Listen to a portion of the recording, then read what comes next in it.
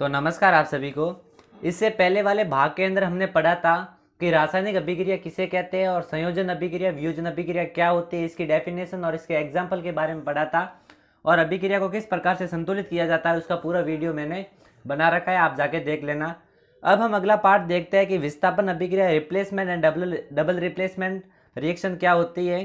ठीक है, तो अब स्टार्ट करते हैं कि विस्थापन अभिक्रिया क्या होती है। ऐसी रासायनिक अभिक्रिया है जिसमें एक अभिकारक में उपस्थित परमाणु का समूह दूसरे अभिकारक के परमाणु या परमाणु के समूह द्वारा विस्थापित हो जाता है, विस्थापन अभिक्रिया कहलाती है।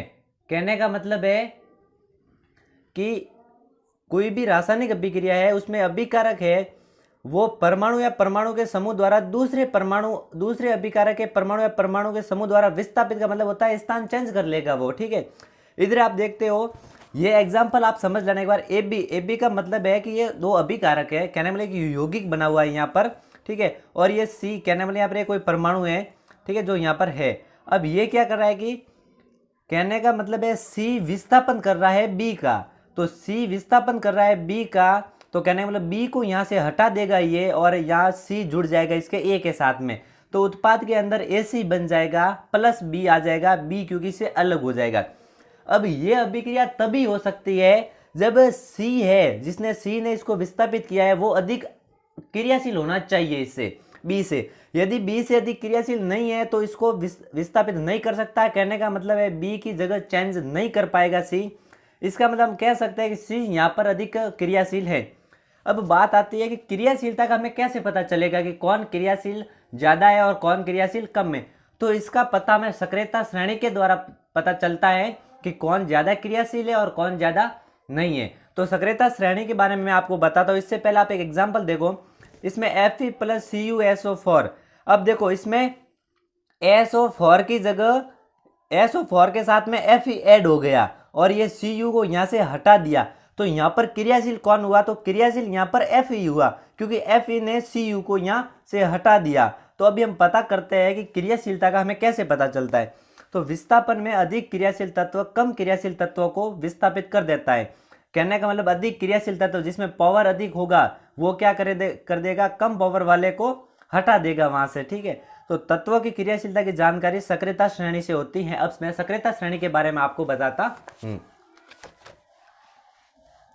अब आप इधर देखते हो तो ये सक्रियता श्रेणी है जो 10th क्लास के अंदर दी हुई है, इतनी 10th क्लास के अंदर दी है। मैं आपको पूरा बताता हूँ कि कौन कौन से तत्व है सक्रियता श्रेणी के अंदर आते हैं।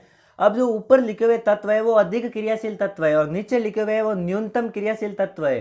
कहने का मतलब ये बहुत कम क्रिया करेंगे और ये बहुत ज्यादा क्रियाशील है।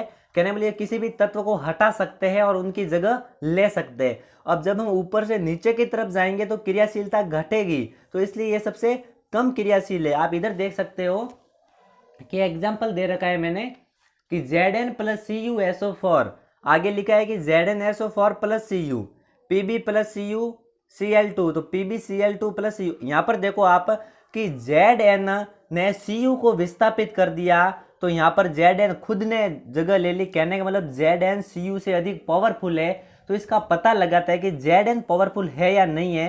अब देखो Zn पावरफुल है, इसका मतलब ये सक्रियता श्रेणी में ऊपर की तरफ आना चाहिए। यदि ऊपर की तरफ Zn नहीं है Cu से, इसका मतलब ये अभिक्रिया रॉन्ग है। अब देखो Zn किधर आ रहा है, तो Zn इधर आ रहा है, तो इसके नीचे Cu आ रहा है, नहीं देखो Cu कॉपर इधर आ रहा है, तो कहने का मतलब Zn अधिक क्रियाशील था तभी तो इसको विस्थापित कर पाया है।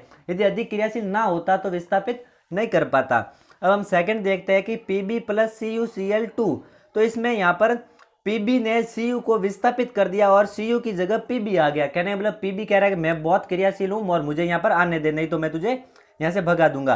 तो ये यहाँ पर आने देता है इसको और PbCl2। अब यहाँ पर देखो आप कि Pb भी Cu से ऊपर आ रहा है, इसका मतलब Pb क्रियाशील है।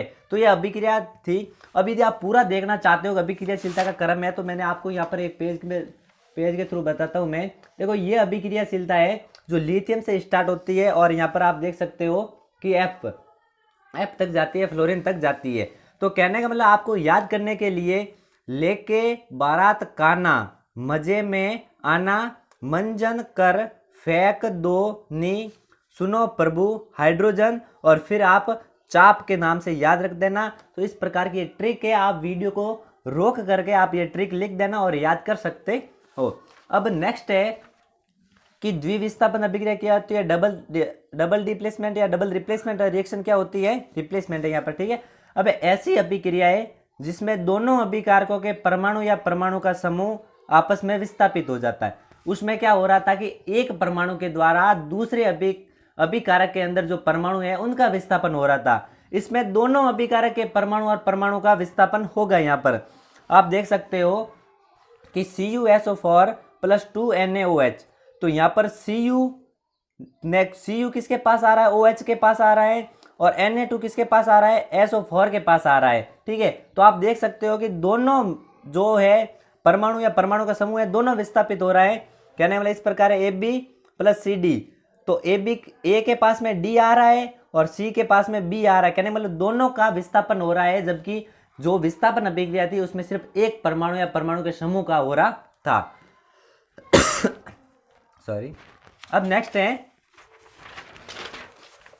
इधर है कि यदि सोडियम सल्फेट का फॉर्मूला होता है Na2SO4 की अभिक्रिया बेरियम क्लोराइड से करवाई जाती है तो एक अविलेय पदार्थ जिसका नाम है बेरियम सल्फेट BaSO4 प्राप्त होता है, और इस अविलेय पदार्थ को अवक्षेप कहते हैं, और जिस अभिक्रिया में अवक्षेप का निर्माण होता है उसे अवक्षेपण अभिक्रिया कहते हैं। आप कह सकते हो कि ऐसी रासायनिक अभिक्रिया है जिसमें अवक्षेप का निर्माण होता है अवक्षेपण अभिक्रिया कहलाती है। तो यहाँ पर ये BaSO4, आप कहोगे सर कहाँ है अवक्षेप, तो कहने के लिए प्रैक्टिकल से आपको पता चलेगा कि अवक्षेप बनता है या नहीं बनता है।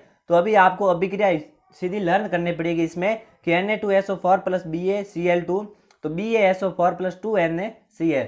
तो इस प्रकार से ये रासायनिक अभिक्रिया है जिसमें हमने विस्थापन और द्विविस्थापन के बारे में पढ़ा है। अब नेक्स्ट वीडियो के अंदर जो इसके अगले वाला पार्ट है वो हम कंप्लीट करेंगे। तब तक के लिए धन्यवाद।